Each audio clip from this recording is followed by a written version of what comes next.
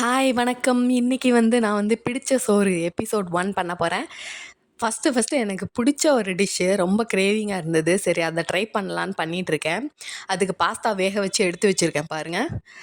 கொஞ்சம் சீஸும் எடுத்து வச்சிருக்கேன். இப்போ சீஸ் இந்த மாரி கியூபா கிடைக்குது. உங்களுக்கு முன்னாடியே தெரியும்னா கமெண்ட் பாக்ஸ்ல கமெண்ட் பண்ணுங்க. எனக்கு இப்ப தான் தெரியும். அப்புறம் அந்த அமுல் பட்டர் வாங்கியிருந்தேன்.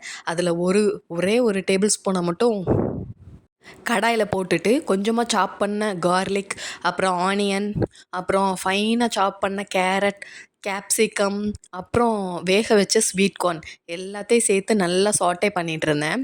என்ன பண்ணுறேன்னு உங்களுக்கு தெரிஞ்சிருக்கும்னு நெனைக்கிறேன். ரொம்ப கிரேவிங்கா இருக்கு இப்பல்லாம் இந்த ஒயிட் சாஸ் பாஸ்தா மேல.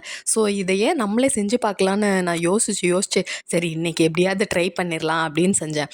பாருங்க வெஜிடபிள்ஸ ரொம்ப ப்ரவுன் கலர்ல பண்ணிறாதீங்க. ஏன்னா நம்ம பண்றது ஒயிட் சாஸ் பாஸ்தா. இப்போ ஒயிட் சாஸுக்கான பட்டரும், மைதாவும் சேர்த்துருக்கேன். இந்த மைதாவையும் ஒரு கொஞ்ச நேரம் மட்டும் சாட்டே பண்ணுங்க. ரொம்ப சாட்டே பண்ணீங்க அப்படின்னா ப்ரவுன் கலர்ல மாறிரும். அப்புறம் அந்த டிஷ்ஷே ஸ்பாயில் ஆயிரும்.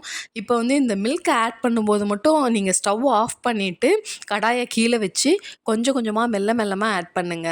இல்லாட்டி பால் திரிஞ்சாலும் திரிஞ்சிரும். மாவோட நல்லா மிக்ஸ் பண்ணிட்டு, நம்ம சாட்டே பண்ண வெஜிடபிள்ஸ் எல்லாம் போட்டு நல்லா மிக்ஸ் பண்ணி விட்டுருங்க. நல்லா எல்லாமே மிக்ஸ் ஆகுற மாதிரி மிக்ஸ் பண்ணிருங்க.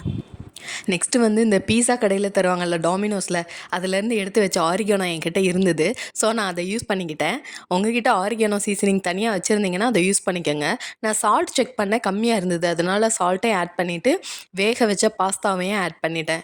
எனக்கு தெரிஞ்சு இந்த மாதிரி ஷேப்பில் உள்ள பாஸ்தா தான் இந்த ஒயிட் சாஸ் பாஸ்தாவுக்கு ரொம்பவே நல்லா இருக்குது. நான் திருவான்மியூர் பீச்சில் கூட இந்த மாதிரி தான் நான் சாப்பிட்ருக்கேன். அப்புறம் இந்த சீஸை கட் பண்ணி அதையும் சேர்த்து நல்லா மெல்ட் பண்ணி எடுத்துருங்க. பாருங்கள் எவ்வளோ க்ரீமியான ஒயிட் சாஸ் பாஸ்தா ரெடி ஆயிடுச்சுன்னு. பார்க்கவே ரொம்ப டெம்ப்டிங்காகவும் இருந்தது. நான் டேஸ்ட் பண்ணி பார்த்தேன். ரொம்ப ஆசமாக இருந்தது. பேசாமல் நம்ம வீட்லேயே இனிமேல் ஒயிட் சாஸ் பாஸ்தா செய்யலாமான்னு கூட நான் முடிவு பண்ணி வச்சுருக்கேங்க. என்ன நான் இது பிரஞ்சுக்காக பண்ணேன். இது சாப்பிட்டீங்க அப்படின்னா மேக்ஸிமம் டின்னரை கட் பண்ணிருங்க. ஏன்னா நிறைய பட்டர் அண்ட் சீஸ் யூஸ் பண்ணியிருக்கோம்.